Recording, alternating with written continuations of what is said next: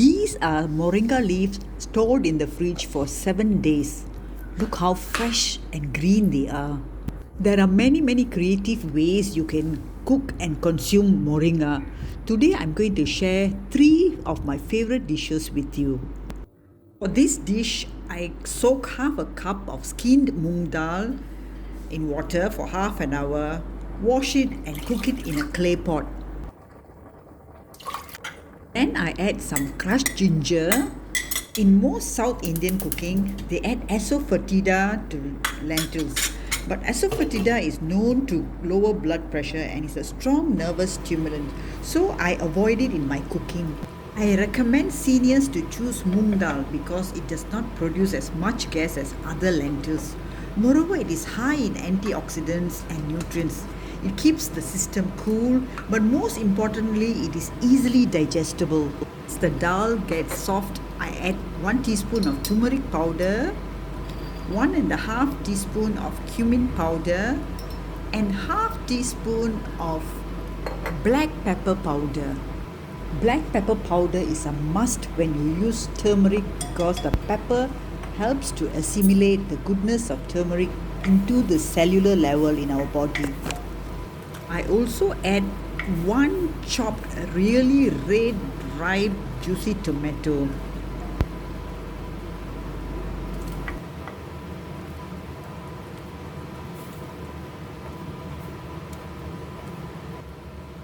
It looks like it's going dry, so I add some water here.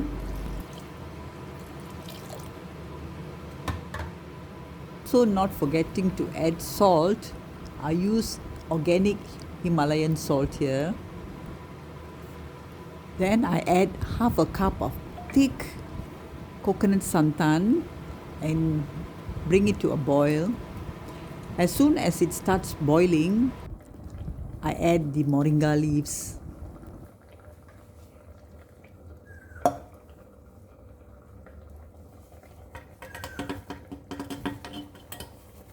Give it a stir and quickly turn off the flame. Next, I prepare for the tempering, and in another pan, I've heated up 1 tablespoon of coconut oil. As you can see, coconut oil when it gets hot gets a bit smoky. Add 3/4 teaspoon of mustard seeds and let it crackle. Then add 1 teaspoon of cumin seeds.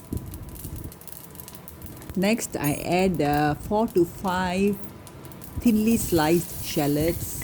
Let them cook until they are soft. You can also add dry chilies here, but for me, dry chili, I consider it as an inflammatory food. So I've stopped using inflammatory items in my diet. Okay, now I wait for the shallots to cook. Once the shallots are well cooked, I add the tempering to the moringa leaves and the moong dal and give it a good stir. At this point, the fire is off. Then I cover it and let the leaves cook off the flame in its own heat. So here we are, a nutritious dish of moringa leaves and moong dal. In fact, this is a complete dish by itself. You can eat it with rice and or with some other side dishes. Normally I have it for lunch with parboiled rice. This is another one of my regular favorite moringa dishes. The measurements here are for 6 chapatis. For this, I've put 1.5 cups of whole wheat flour or atta flour in a bowl. Then I add half a teaspoon of organic Himalayan salt. Actually, I've added half a teaspoon of cardamom powder into the flour earlier. Okay, mix it well with some warm water.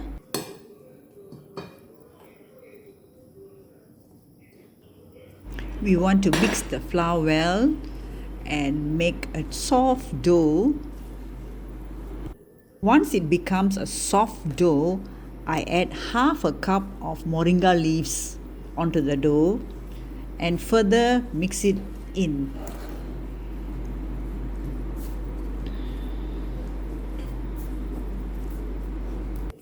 Once everything is mixed well, I now add 2 teaspoon measurement of farm fresh ghee.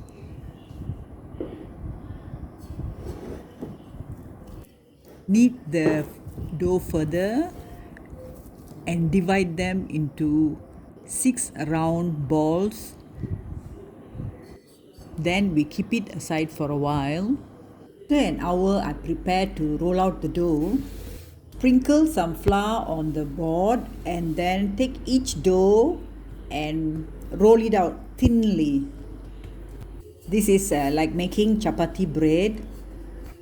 I try to bake a round bread, but I never can get them really round. But it's okay, any shape will do because it'll taste as good as a soft chapati bread. Then put the whole thing in a flat heated pan on the stove. Let it cook. After some time, you will see it puff up a bit. Then you flip it to the other side and let it cook on the other side as well. Once it's cooked, you get a lovely fluffy chapati bread with moringa bites and aroma of cardamoms. I usually eat this bread dipped in curry or chutney.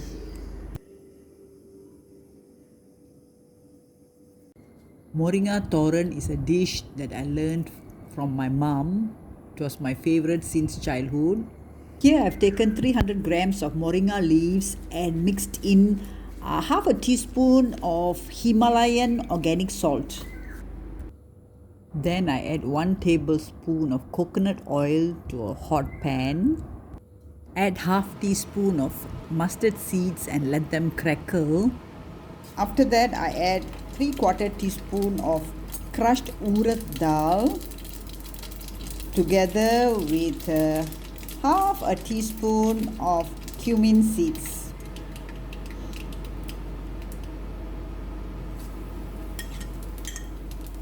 Let them cook nicely and add 3 thinly sliced shallots.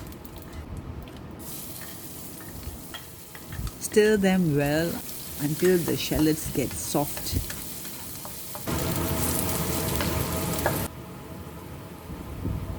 Now add the salted moringa leaves and stir well.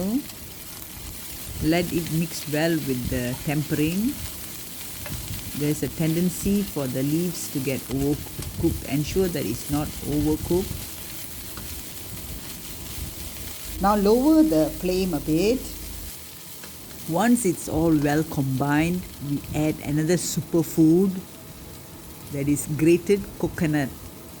Oh, I love grated coconut. So we use about about 1/4 cup of grated coconut here and mix it well. You must ensure that the coconut here does not get brown. Put off the flame, make sure everything is mixed well and then dish it out. See, now I have a lovely, chewy, crunchy Moringa Tahran. I can eat this with rice for lunch or as a filling in my sandwich bread. Sometimes I also put moringa in my egg omelette. Some people like to add it to their smoothies. Anyway, add moringa to your family's diet. Stay healthy and stay strong. Dear friends, I'll be making more videos of other superfoods that are easily available around us. If you like this video, please click like, comment, share, and don't forget to subscribe.